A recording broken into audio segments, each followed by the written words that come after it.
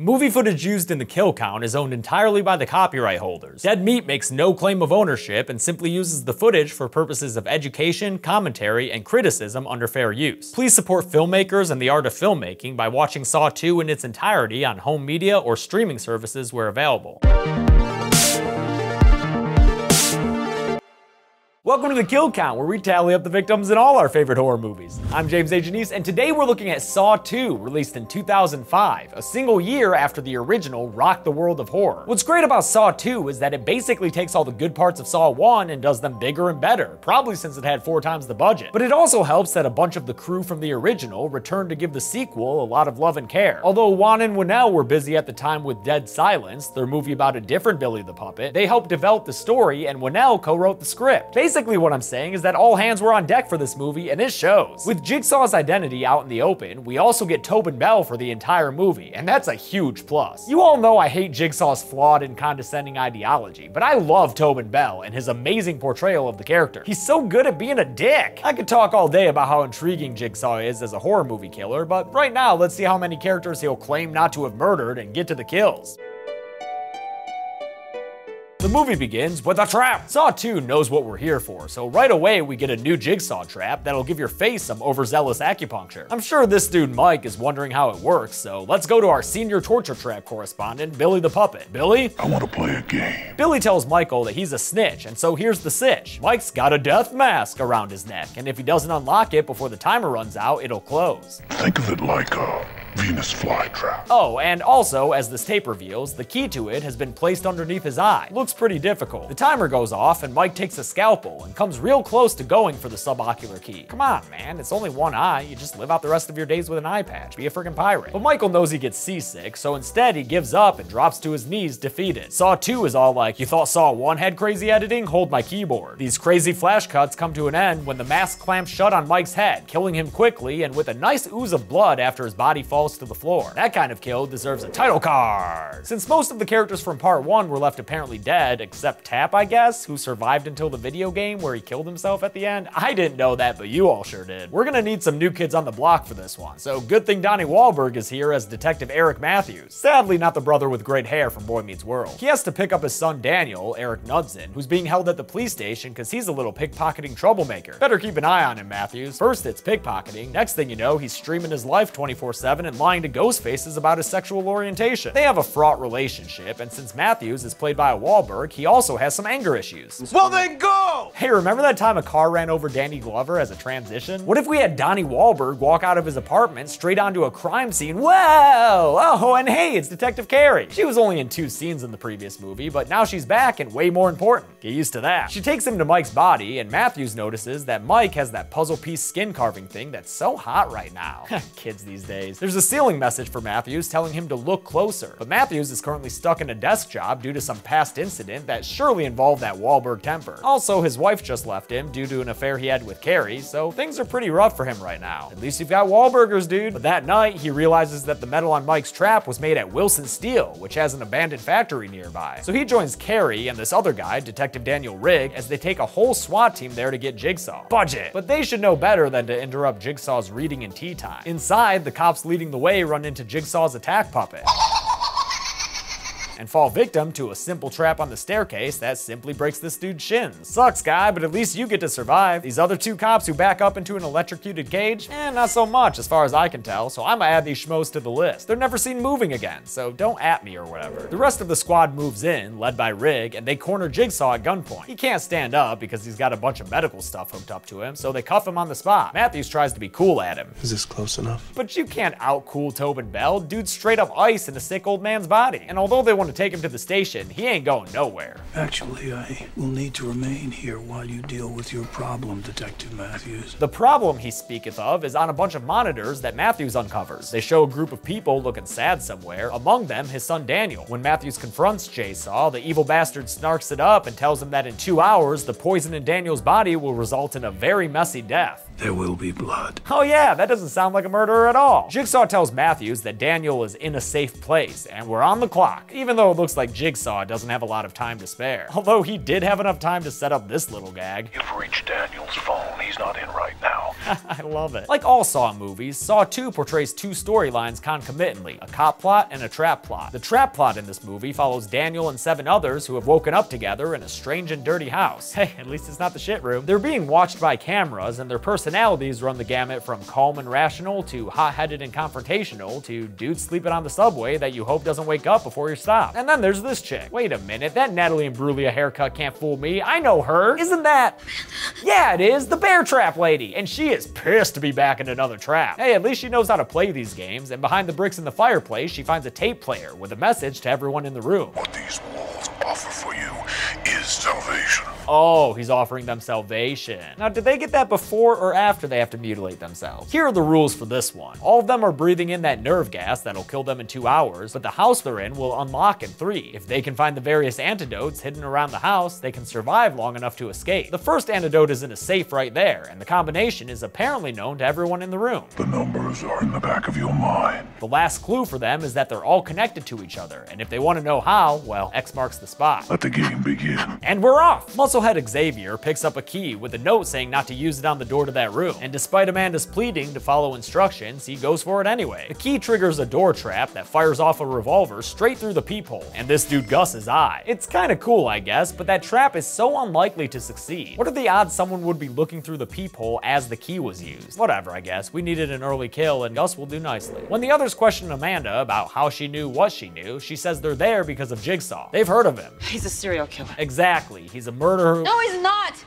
He's testing us! Yeah, Amanda, that doesn't preclude him from being a serial killer. You can hand out a quiz and still murder people. Back in the cop plot, Rig orders a tech team to come and trace the video feed, while Jigsaw tells Matthews that all he wants from him is his time. In exchange for that and a private conversation, he promises he'll see his son again. Rig wants to just rough Jigsaw up, but Carrie convinces Matthews to give this diplomacy a chance. He sits down for a coffee convo with John Kramer, who gets straight to the point. I want to play a game. And yeah, he calls himself John and says he only cuts out those puzzle pieces to represent the fact that his victims are missing a vital piece of the human puzzle, the survival instinct. Wow, Jigsaw, you're like so deep, dude. He taunts Matthews and tries to instigate some good old-fashioned police brutality out of him, but for now, Donnie Boy is playing good cop, even getting the nice old murderer man some water. Trap plot time, where the door to this room suddenly opens to free the occupants. Outside, they find a few items for their party, like a +2 damage baseball bat and a flashlight to see in dim lighting. They find a door marked exit, but behind it is just metal shutters, so Xavier's brute force technique ain't gonna work. Jonas notices a prison tattoo on Xavier's gigantic bicep and figures out that at least 3 of them have done time. Later on, both Amanda and this chick Laura will fess up to having been in jail too, but Daniel so far avoided incarceration, so maybe that's not the thing they all have in common. Or maybe it is somehow. That's for later though. Right now, Laura finally does something other than cry and finds a hidden doorway. Everyone inside the cubby! It leads to a basement where a creepy dummy in a hoodie has a note addressed to Ben Kenobi? Oh, no, I guess it's pronounced Abby. Abby is that super sketchy dude, and the message on his tape says there are 2 antidotes inside the furnace in front of them. One he can give to anyone, and the other as a gift to him for helping Jigsaw kidnap everyone else. Looks like Abby was an accomplice, but not an apprentice. Big difference. The tape ends with one last clue for him. Once you are in hell, only the devil can help you out. The others get real mad at him for the whole, kidnapping thing, but they don't really have the energy to sustain their rage, because this movie is pretty much 90 minutes of people coughing. Abby climbs inside the furnace to get the needles, and he grabs the first one without incident. The second is a little more resistant though, and when he gives it a good tug, the door to the furnace shuts and the flames go marching in. Things go from hot to hellish in a heartbeat, and by the time Abby notices that devil Jigsaw was talking about, it's too late. Xavier manages to bust out the furnace's glass window, but Abby still burns to death among the flames while everyone else tries to shield their eyes and ears from the gruesome sight and sounds of his death. And he couldn't even get the needles out to the others? Damn it, Abby, you were their only hope! The cops see that shit go down on the monitors, so Rig really wants to beat Jigsaw up. But for now, Matthews is still listening to the Carrie angel on his shoulder and just chatting with Jigsaw. Yeah, that's how I feel when Jigsaw talks too. I've never murdered anyone. The decisions are up to them. Yeah, well, putting a gun to someone's head and forcing them to pull the trigger is still murder. Since when is force a problem for you? Oh my god, this asshole just whatabouted his way out of that argument. He didn't even address the point. You make good dioramas, John, but you straight up flunked debate class. He flashes back to when he got his cancer diagnosis in Dr. Gordon's office and says that since most people don't get a known time limit on their lives, they're never able to truly appreciate living. So the cancer made you start killing people. Got it. No, the cancer isn't what started me in my work. Wait, what? Nope, he says he got got his inspiration to kill people after he tried to kill himself by driving his car off a cliff. He survived, obviously, and from that day forward, he became the condescending asshole that thinks everyone has to try what he did. Like your friend who took mushrooms in college and won't shut the fuck up about it. Those who don't appreciate life do not deserve life. This fucking guy. One little car crash and all of a sudden he's the arbiter of what lives are worth living. Let's get back to the people dying of poison. Somehow that's less frustrating than Jigsaw's sermons. Daniel talks to Amanda, who says that the first time Jigsaw kidnapped her, it was because she was a junkie, and that this time must be because she started cutting herself. Oh yeah, Amanda, you don't want to let Jigsaw catch you doing that. He'll make you smoke the whole pack of razors. The house people find a door and cough up some more blood. Xavier forces his way into the room only to find another door, and this one has a 4-minute timer counting down. An envelope with Xavier's name on it has a tape in it that's all like, yo, what up, X? You know how you a drug dealer and shit? Well, to get that antidote behind that door, you've got to find a key in this pit of syringes. Also, if you don't do it before the timer runs out, the door will lock forever. It will be like finding a needle in a haystack. Hell of a great trap, only Xavier wants to outsource the work to Amanda, so he tosses her into the pit for the most painful fucking thing to watch in a movie full of painful fucking things to watch. The scene just gets nastier and nastier as Amanda looks for the key, especially when the timer gets down to a minute and she just fucking goes for it. Holy shit, this is so painful. But remember, Amanda's got that will to survive, so she perseveres and finds the key, which is attached to a syringe on loan from Dr. Herbert West. Too bad Xavier fumbles and drops it when he goes to open the door, and it shuts forever, making them what, like 0-for-3 when it comes to antidotes at this point? The cops are still waiting for the world's slowest tech team to arrive when Carrie gets the idea to threaten Jigsaw by way of his work. Matthews gives it a go, jump cutting the paper to pieces, but Jigsaw isn't perturbed at all. He just needles Matthews, metaphorically, not literally like Amanda, by bringing up past incidents like when Matthews would gun down unarmed suspects or plant evidence for convictions. That's why they call him Dirty Donnie W. Right when that tech team finally shows up, Jigsaw makes a power move and reveals that everyone in the house with Daniel was arrested by Matthews, and in true Dirty Don fashion, he had them convicted using planted evidence. Sounds like the stakes for Daniel just got higher than a druggie in a pit of syringes. The trap house is pretty miserable to return to since the poison is kicking everyone's ass against the wall right now. Xavier discovers a number on the back of Gus's head and remembers the clue about the safe combination. The numbers are on the back of their minds. Jonas picks the wrong time to stumble in and spit out all his strawberry bubblegum. When he tries to make conversation and peace, Xavier responds by pulling out that knife, and after a good old-fashioned prison yard style brawl, Xavier puts an end to Jonas with that spiky baseball bat, driving it deep into the back of his head and standing clear as Jonas stumbles to the ground dead. This death isn't all that gory, but it is a little sad since Jonas seemed like a nice guy. Now he's nothing more than a number. Daniel and the ladies are shambling through the hallways, and although Laura's knocking on Death's door, she's able to remember that clue about their connection and point out a picture frame cracked in the shape of an X. And then she dies. She just succumbs to the poison and thrashes around on the ground until she's dead in Amanda's lap. Her character was honestly pretty pointless, and I'm left wondering if they were just trying to pull in that esteemed Seventh Heaven demo by casting Beverly Mitchell. Behind the X-frame is a picture of Daniel and his dad with a caption to spell it out for everyone. This pisses off Addison and she wanders off on her own. Amanda gets miffed too and leaves Daniel only to find Jonas's dead body, so she realizes that Xavier is on the offensive and returns to whisk Daniel away to safety. Meanwhile, Xavier has found the number on Abby's head, safe outside the furnace, and after finding her body, the number on the back of Laura's head as well. He also finds the incriminating picture, so Daniel's pretty much the last person I'd want to be right now.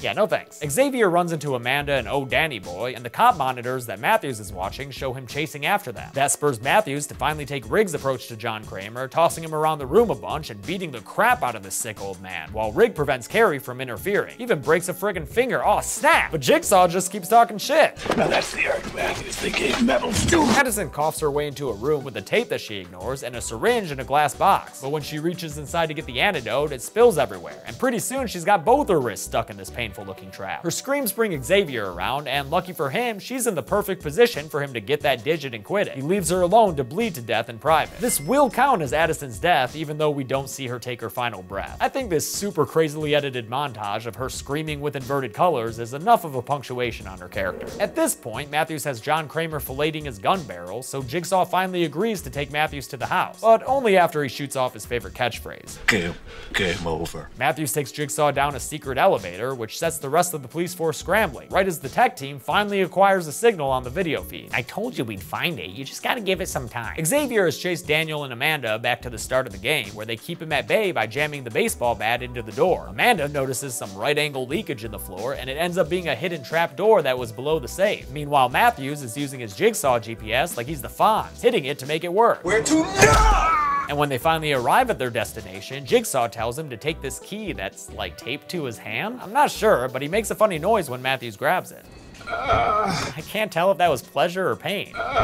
Sounds like a little of both, honestly. Jigsaw, you should meet my buddy Pinhead. And no, that's not a clue for the next kill count. Not everything's a clue. I'm not Jigsaw. Matthews enters the house as Xavier busts down the door and sees Amanda and Daniel escaping into the floor. There's a lot of intercutting here between the subterranean chase and Matthews finding all the nerve gas house's fun stuff, like the picture and Laura's body. It even extends to the cops breaking into the house that they've tracked the signal to. But wait a minute, Carrie can't see them on the monitors. And actually, those tunnels that Amanda and Daniel are getting chased through seem kind of familiar. What's going on here? Amanda opens a sliding door and no fucking way, it's the game over door, man. The game over door. Look, it's the lights like in the first one. And the shit heart. And a body. Oh, that's 2 bodies. And a foot. Just a lot of dead meat in there. Also, I know we're looking at Adam's body back there, but just trust me when I don't put him on the count just yet. Xavier joins the bathroom party where Daniel's apparently passed out, and when Amanda points out that Xavier can't know the number on the back of his own head if she doesn't tell him what it is, he goes ahead and proves her wrong. An awesome remix of Hello Zep, that song from the end of the first movie, plays as we get a patented Saw montage intercut with Xavier cutting off the flesh of his own neck so he can learn the number on it. He succeeds, which is like, wow, way to be determined. But when he goes to get Amanda's number, Daniel leaps into action and slits Xavier's throat using that trusty rusty titular saw. Xavier stumbles to his knees and falls to the ground as Amanda and Daniel watch him bleed out. The end of a very worthy and very scary secondary antagonist. The cops have moved deeper into the house and discover a rack of monitors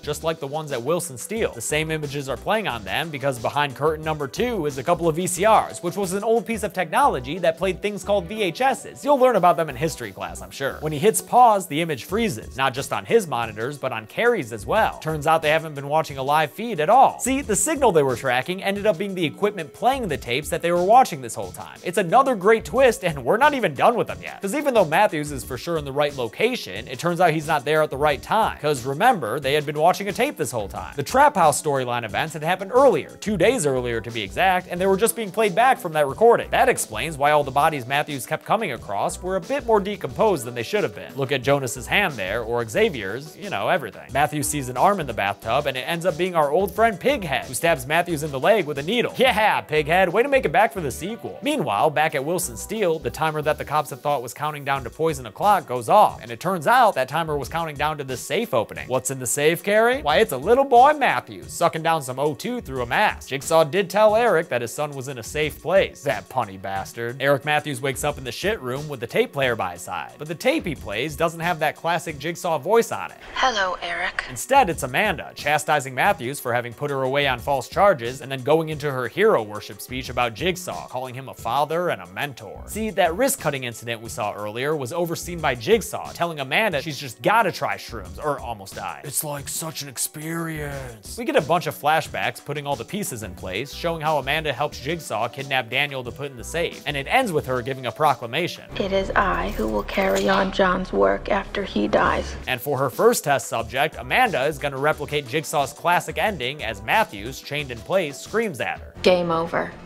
I'll fucking kill you! The movie ends with Jigsaw sitting in the car where Matthews left him, a bloody smile spreading across his face. Saw 2 had more twists, more traps, more characters, and more gore. But did it have more kills? Let's find out and get to the numbers. 9 people died in Saw 2, as long as you count those 2 cops, which I do. The victims consisted of 7 men and 2 women, so in the sequel, Jigsaw's judgment finally extended fatally to the ladies. With a runtime of 94 minutes, that comes out to a kill on average every 10.4 minutes. I'll give the golden chainsaw for coolest kill to Mike. It's a real cool way to open the movie, and I like how it's brutal while still leaving plenty to the imagination. Dull machete for lamest kill will go to the cops who got electrocuted, cause like obviously. The platinum punji sticks for coolest trap goes to that Venus flytrap death mask. I think the key behind the eye thing is the perfect balance of gruesome but doable act that someone could go through with as long as they had that will to live. Rusty mousetrap for lamest trap goes to the furnace trap that killed Abby. Even the briefest assessment of the inside of that furnace would have revealed the devil in his valve. No one should have died from that. And I want to do one more new thing for this kill count franchise. Saw is an unusual series in that almost all of its sequels are just numbers with no subtitles. They're just Saw 2, 3, 4, etc. Always in Roman numerals too. I think that makes them hard to remember sometimes, so throughout these kill counts, I'll be giving each sequel my own personalized subtitle to help us all differentiate them. Thus for this film, I give you Saw 2, Nerve Gas House Party. If only Kid and Play could have cameoed. And that's it. Saw 2 came out in 2005 and fucking wrecked the box office. It remains the highest grossing Saw film in the US and Canada. The next movie, Saw 3, would do well too and end up being the highest grossing Saw film worldwide. We'll look at that one next week, but until then, I'm James A. Janice. This has been the Kill Count. Hey, thanks a lot for watching today's Kill Count. I want to thank a couple of patrons like Donald Phillip Van and James Montgomery. Saw 2 is probably my favorite of the franchise. Next weekend I'll be in Dallas for Texas Frightmare. If you're in the area or plan on going, let me know and I'll see if I can hold a meetup. It'll also be my birthday weekend, my last birthday of the 20s. Yay! Don't get old, kids. I don't recommend it. You know what I can recommend though? Being good people.